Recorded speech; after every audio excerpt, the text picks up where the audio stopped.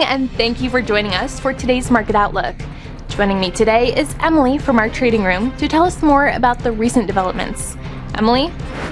A holiday on Wall Street left shares around the world free to go their own ways, with Chinese tech names surging and Europe steady, while European long-dated bonds remained under heavy pressure. Shares in SK Hynix and Samsung Electronics dropped after Washington revoked authorizations that allowed them to secure US semiconductor manufacturing equipment for their chip plants in China. The dollar hit a 5-week low as investors looked ahead to a raft of US labour market data this week that could affect expectations for the Federal Reserve's monetary easing path.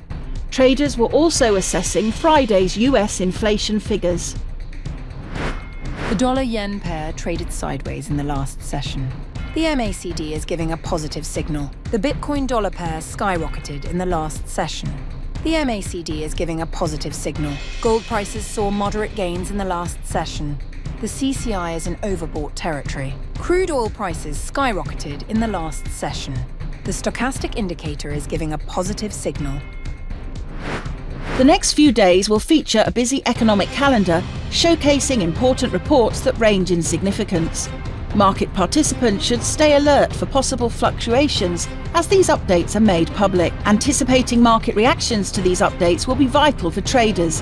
Having an adaptable approach can help manage risk and take advantage of sudden market movements. We hope that you've enjoyed our Tuesday's financial report. On behalf of all of us here, we wish you a productive trading day.